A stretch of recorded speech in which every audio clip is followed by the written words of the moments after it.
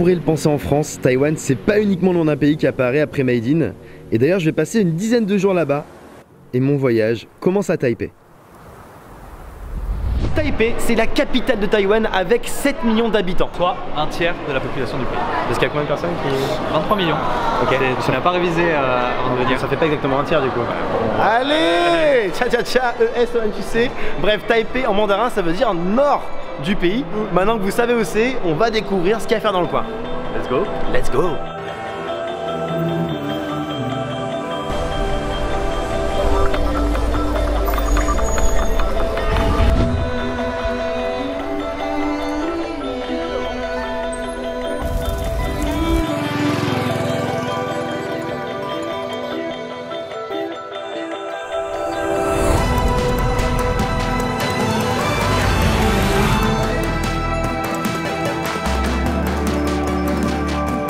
Après des bonnes galères, on est enfin arrivé tout en haut de l'Elephant Mountain qui est le spot parfait pour avoir une putain de vue.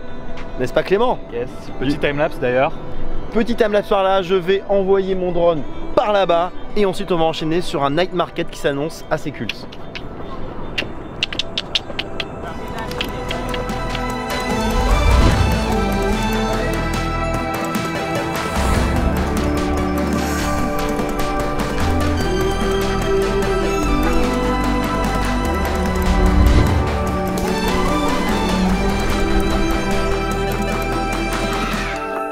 Après Taipei, j'ai pris le train en direction du sud pour visiter les espaces naturels du pays.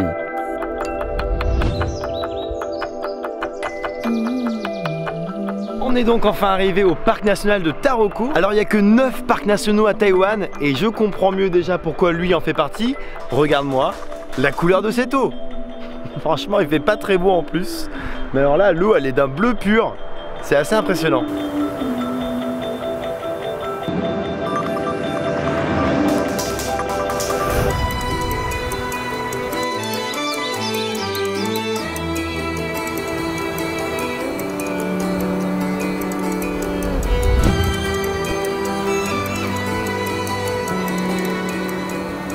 Là clairement je suis vraiment obligé de vous le recommander ce parc parce que regarde le délire. L'eau magnifique est juste là. Le pont suspendu derrière moi et encore derrière. Non pas une cascade mais bien deux. Donc autant te dire qu'en termes de délire c'est ouf et en plus de ça je suis quasiment tout seul. Le bonheur.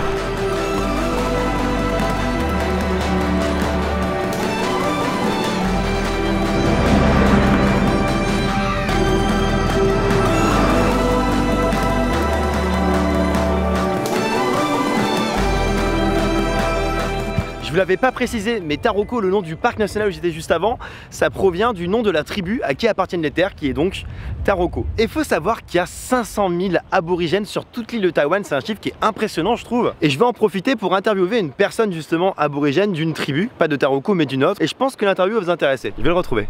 Je suis donc avec un aborigène que je viens de rencontrer. What's your name? Lavin. Lavin? 原住阿美族。 Nice to meet you.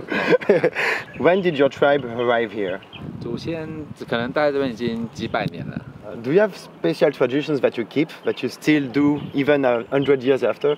传统嘛，就是我们的一些祭典，像我们的海祭，那我们会去迎着祖灵，跟祖灵沟通，去抓一些东西去给他吃，这样子，然后会慰劳族人说我们去把这个东西可以满足我们，那希望祖灵可以一直给我们这个持续的这个食材。My last question, I think everybody asks himself that. Do you always wear a cap or is it only because I'm here? 啊，我是看心情啦，因为你比较帅的时候跟你戴一样。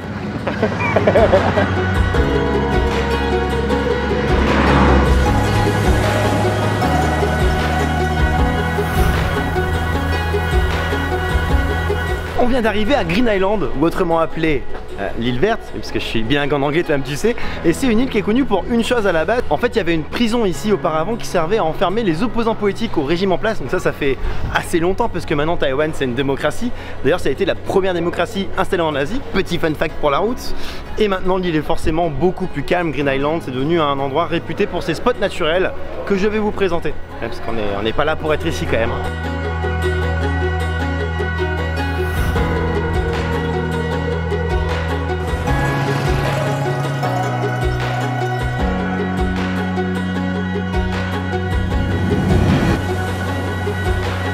Il y a des locaux qu'on a croisés sur l'île qui nous ont conseillé d'aller à l'est pour trouver apparemment une grotte qui s'appelle Wangong Arch, je crois.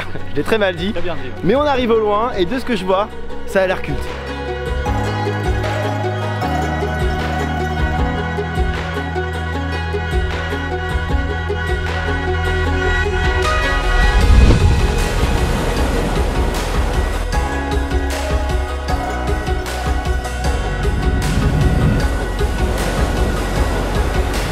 S'il y a quelque chose qui rend l'île verte vraiment unique, c'est sa plongée. Apparemment, il y a des récifs magnifiques ici. Et il y a quelque chose d'assez unique aussi dans le coin, c'est une boîte postale sous l'eau. Donc en fait, j'ai écrit une carte postale à mon neveu, c'est très what the fuck, avec une encre spéciale. Et je vais essayer de lui envoyer dans l'eau, j'espère qu'il va le recevoir. J'ai mis tout mon cœur, Louis. Hein. Bref, on va voir. Je suis curieux, dubitatif, mais curieux.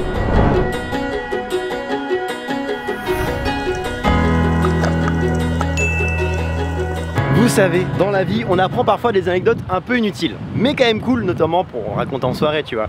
Et ben là, j'en ai une bien pour vous. À savoir qu'il n'y a que 3 endroits sur la planète où il y a des sources d'eau chaude salée. L'Italie, le Japon et Dunkerque. Voilà, c'est tout. C'est ce que j'avais à dire. Non mais je déconne, bien entendu la 3e c'est à Taïwan. Bon, maintenant que je sais qu'il n'y a que 3 endroits dans le monde où je peux le faire, bah, je me sens un peu obligé de le faire, tu vois. C'est un peu inutile, mais je vais quand même le faire. Bref, allez, on y va.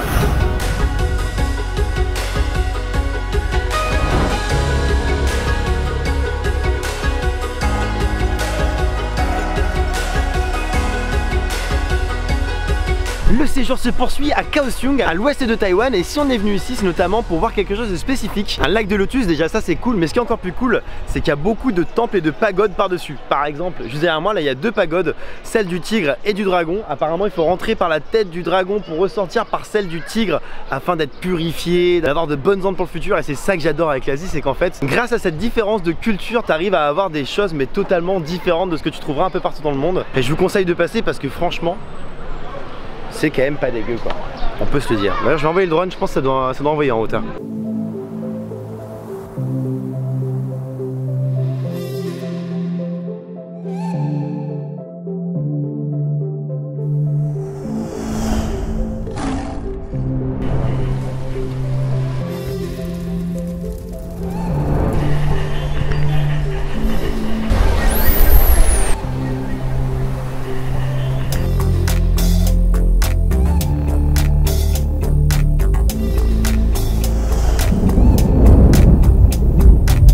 Je finis cette vidéo dans le nord de Taïwan, dans une plantation de thé juste à côté de Taipei, à 1 heure de voiture environ.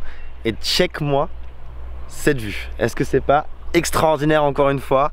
Franchement, je sais pas quoi dire par rapport à Taïwan, si ce n'est que c'est une destination pleine de contrastes entre la ville bouillonnante, notamment de Taipei, et la nature qui est omniprésente avec 70% du territoire qui est recouvert de nature et notamment de montagnes. Ben en fait, Taïwan c'est bien plus que les simples stéréotypes qu'on peut avoir en tête. Alors je vous conseille vraiment de venir le plus vite possible dans ce coin-là parce que regarde, il y a 0 touristes. Franchement, j'en ai croisé très peu pendant tout mon voyage et quelque chose me dit que ce sera pas le cas pour toujours quand je vois tout ça.